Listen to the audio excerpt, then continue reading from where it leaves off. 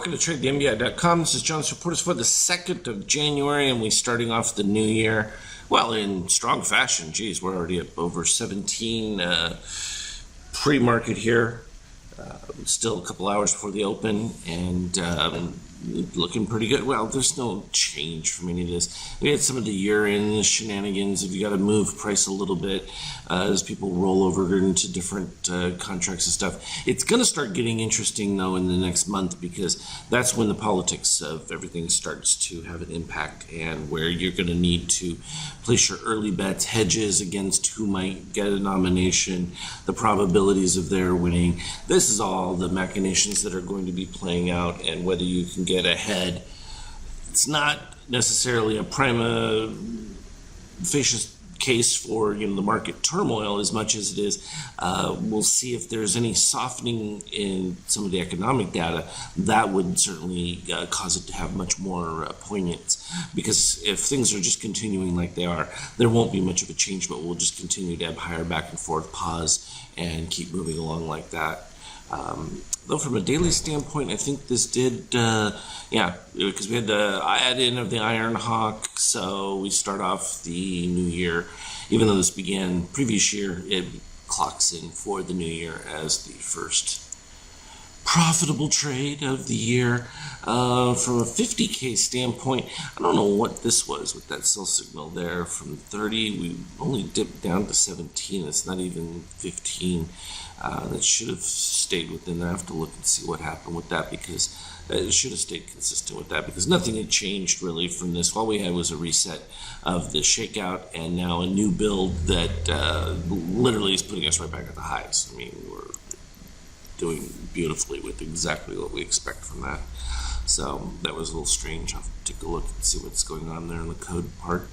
If we go to the NASDAQ, we're not going to be looking at anything different. In fact, a little bit stronger with that steel crossing up above. Now, this can begin to change here as we expect to see a rising red. So these are the things you would be looking for. We have, orange coming down, steel rising, but a breakdown. What I'm looking for, I need to see the steel cross that cyan first, because it's got to cross it first and then move back lower at that point with cyan rising. That would indicate that we've changed and have some formula of shorts increasing into this market. This is not what we're seeing. So even though we're getting a softer shakeout, all this is doing is just easing what we would call overbought conditions, which most oscillators then are just not going to give you that information. You're just not going to know that we're really not overbought within this configuration. Though we do have a positive extreme, which means it's likely that this move will get retraced at some point, even though the other ones have been satisfied. We're okay with that. The euro pulling back just a little bit. It was a bit of exuberance. Again, until things are more finalized as far as EU status and stuff like that. This is just that short-term buyers taking their gains at the end of the year. A lot of the swaps being completed that you have to do before year-end and stuff. So kind of the normal play. From an oil standpoint, still remaining up at the highs. The question is, will we break out into new highs? And if the tensions with Iran or anything start to increase, or even just the fear of it, that could shove these prices higher, which is only going to send gold further through the roof. And of course, the little bit of a positive bump there, even though it's finished on its lowers, it's likely to continue to pop with the tensions building. And here is what we had from an intraday standpoint. Literally, we ended up with just some soft shorts. This wasn't really anything I thought that was all that dramatic from when this DOC spread popped in right here.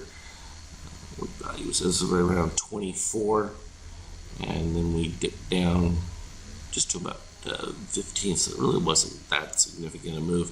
And then what we started to see was the buildup of DOC red.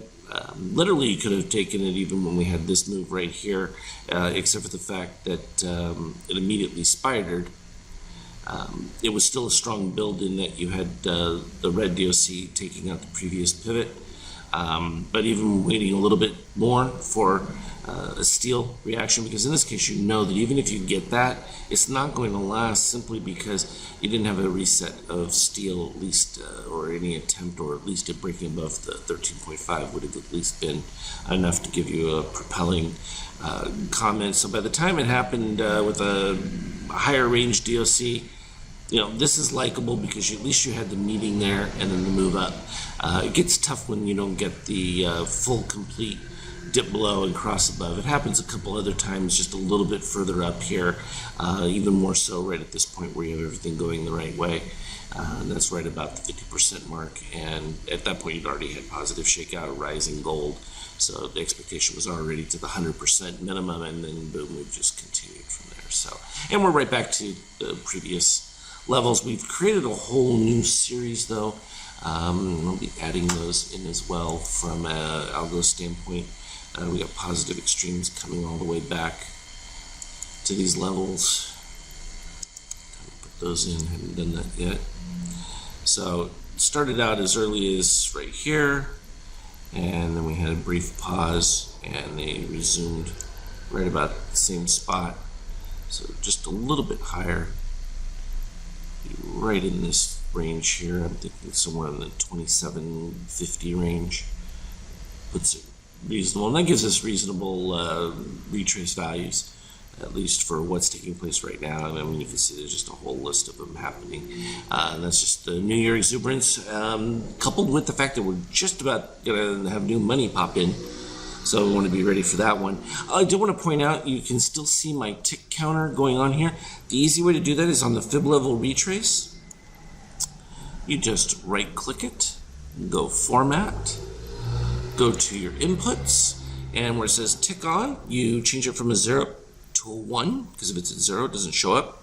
And you can tell it what the tick chart you have, this case 5,000 tick. If you have 10,000, 25,000, any of them, you just put in the number of the tick chart, and that will take care of it, and the number will just start appearing right down at the bottom corner, and you'll be all set. As always though, trade well, and we will talk again later.